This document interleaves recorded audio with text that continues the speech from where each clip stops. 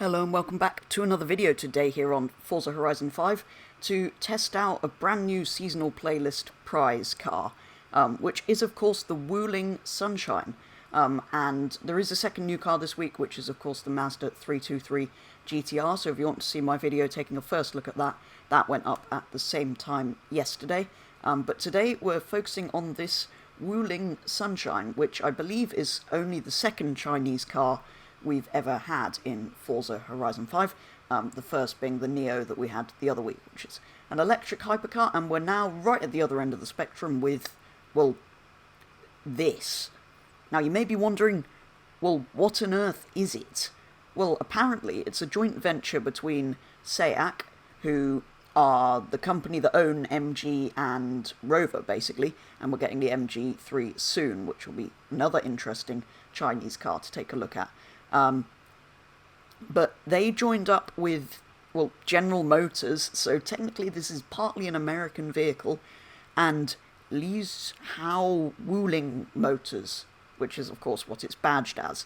And production started on these, well, not very recently. Basically they've been around since 2002, so this is effectively a 20-year-old Chinese car with joint venture with General Motors.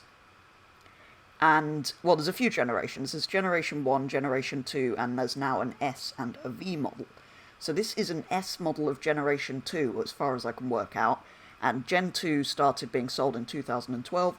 They stopped selling the first gen in 2013. But it's got a tiny little 1.2-litre inline-4 engine producing 82 horsepower.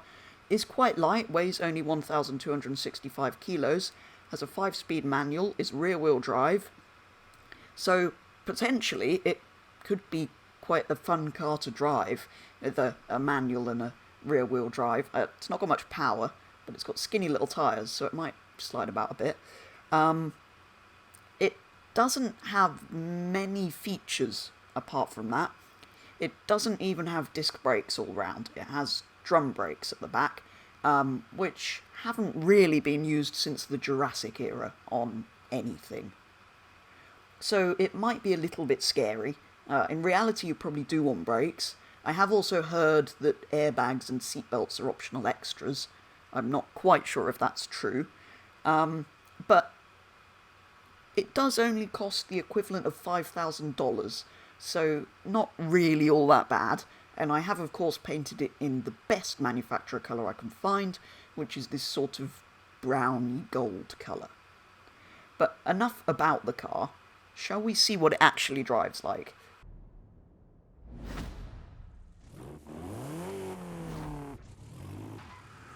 So, away we go.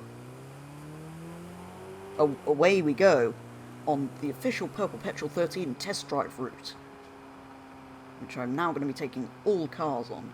It's a funny little thing. There are many sort of more van-y versions of it. This is the sort of MPV style, I guess, so it's slightly more car-ish. But, yeah, it is quite basic. And for some reason,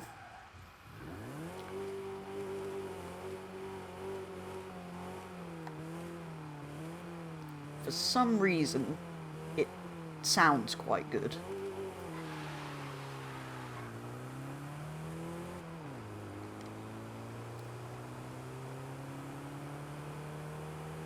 It is only D-Class 207, which you might have guessed from the size of the engine and how little power it has.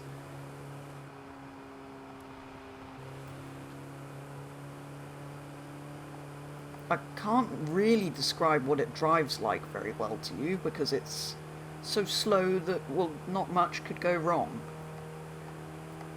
Unless something very fast hits you, because there are no airbags. Unless you've paid for them.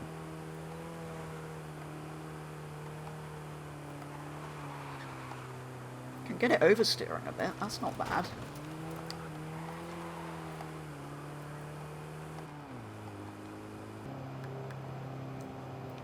And as for the interior, well, it has one.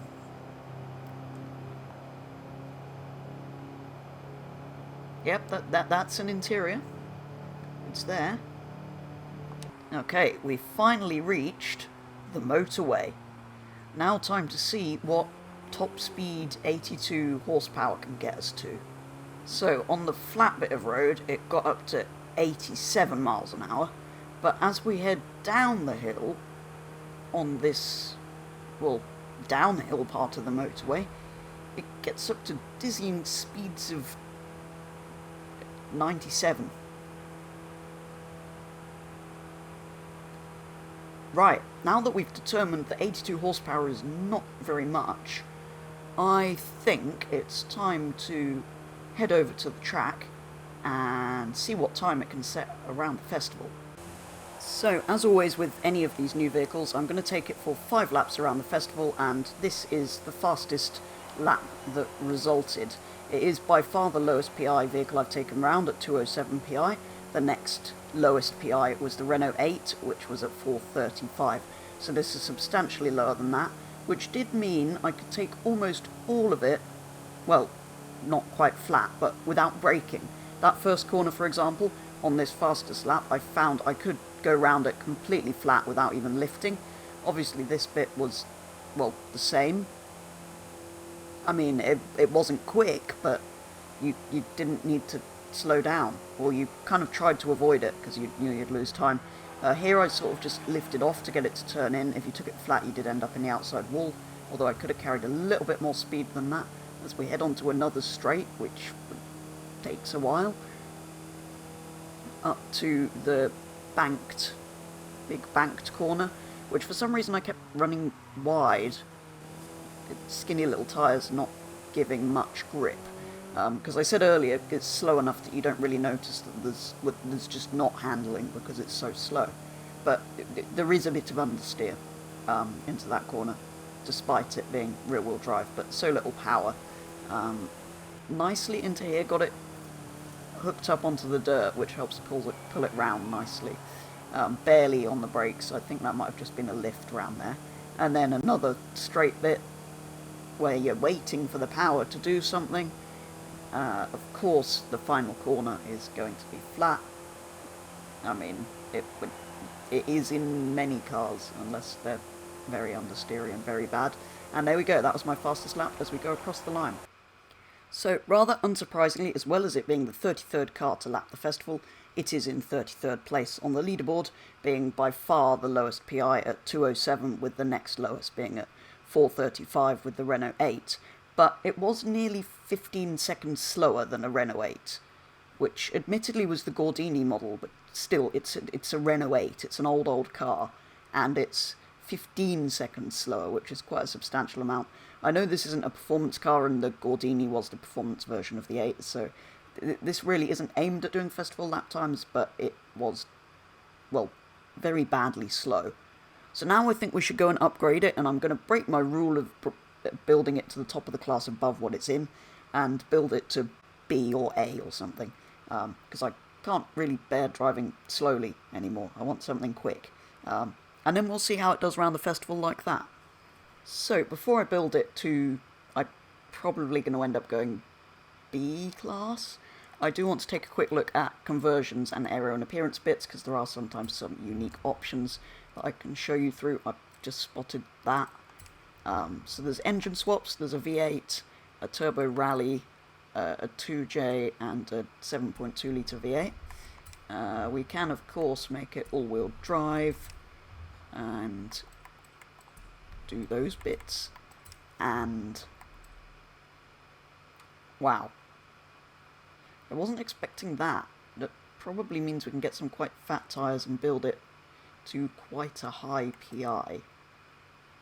Maybe I'll do, after I've done a build to get it round the festival track, maybe we'll do a crazy build after that. But for now I'm just going to quickly try and put together a, how much does that increase the, I probably will use that then, it actually lowers the PI. But before we do that, I'm going to build it to B or A, we'll see what we get to. So, with it at the top of B class, and given my rules of standard engine and standard driveline, it wouldn't have got to A anyway, so I think B is as much as we can push it at the moment, but like I said, I'll come back in a minute and do a completely maxed out build just for a bit of fun, not for a festival lap or anything. But it now has 281 horsepower and weighs only 1,057 kilos. And I have previously taken round a Celica, a Mazda 323 yesterday, and the Renault 8 Gordini at the top of B-Class. So let's see how it compares to those. So, as with the stock versions of the vehicles, I'd take them around 5 laps again once they've been modified to see where they sit, and it's the same with this, but we have 4 B-Class cars already on the leaderboard, the fastest being the Celica with a 1:13.0, and in second the Mazda 323 from yesterday with a 1:15.1, and then we also have the Renault 8, which was pretty terrible, with a 1:16.4. So let's see how the Wuling does.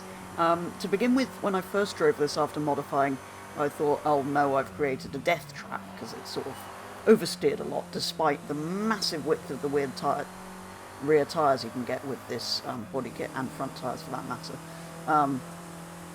But after a few laps, it wasn't actually too bad. It kind of felt like it was always on the edge of oversteering, but it never really did. There was little tiny slides here and there, but they didn't really seem to be losing its speed out of the corners. Especially down here into this corner here on the way into the bridge. We've got a massive slide through here, but it didn't really feel like it slowed the car down too much. Maybe a little bit, but despite that, this was still the fastest lap I set in the little Wuling, which is of course improved by the racing stripes, as we come round the final corner and across the line. So I was slightly surprised, because I felt like it was quite quick on the straights, and it was on the edge of oversteer, but it handled relatively well with those nice fat tyres. But it ended up coming in 11th place on the modified leaderboard with a 1:15.642. So it's about half a second slower than the Mazda I built yesterday, the 323, and quite a bit slower than the Celica, which most things seem to be fair. It was faster by nearly a second than the Renault 8, but that really didn't have a very good tune. That was tuned for rallying, really, because it was tuned before I started taking cars around the festival. So yeah, not the fastest thing in the world, but maybe that's not really surprising, given it is essentially still an MPV. But anyway, let's now go and max it out, put as much power in as we can, and then take it for a little drive on the road, just for a bit of fun. So with the biggest V8 engine, you can upgrade it so that it has 1,356 horsepower. The weight is slightly up at 1326 kilos, partially because I put a roll cage in to improve rigidity, which I think probably is necessary with that much power in a car like this. But it is now in S2 class at 940 PI. It is all-wheel drive and with some aero on the back, just to make sure I don't immediately crash and die. But let's go and see what it's like. So here we go. Far too much power, but all-wheel drive. It's not quite as scary as I thought, although it tops out at 138, which means I probably need to fix these gears. So away we go again. I've put the final drive all the way to speed, and it still accelerates, well, like a bat out of hell, but it hopefully will hit a higher top speed once we reach the motorway. But in terms of acceleration, there's not actually that much difference. It's still amazing. It handles reasonably, but we are hitting these corners with a bit too much speed, really. Anyway, let's see what it can do down the motorway. Well, it's getting up to 206 miles an hour already on the flat bit, and is sitting very near the rev limiter, so I don't think we're going to get much more than that on the downhill. We will see if it'll... At most, it's going to get another mile an hour or two, I think, on top of that. Slight downhill here. As we get onto the proper bit of downhill, it has got 210 down here, which with 200 and anything is crazy in something as ridiculous as this. Absolutely mad thing. So there we go. That is the Wuling Sunshine. Brilliant fun little thing. Probably just about the slowest car in the game in its stock configuration, or definitely the slowest newish car. Not the fastest, even in its modified configuration in B-Class around the festival. Quite an average time, to be honest. Not slow like the Renault 8 tune was, and not fast like the Celica was. Decidedly average, but it is just mad, and that's what's brilliant and fun about it.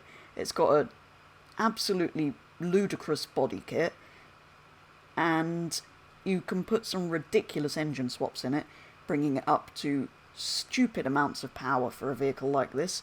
But it is just fun. It's probably not going to be very good at anything, particularly. Well, I don't know. Usually things with wide bodies you can get good tyres and generally do quite well with, so it'll be interesting to see what people do, but from what I've found with it, it's not going to be the fastest thing in the game. But yeah, a lot of fun, so definitely worth going and getting if you haven't already, because you can make it, well, look like that and go at 210 miles an hour.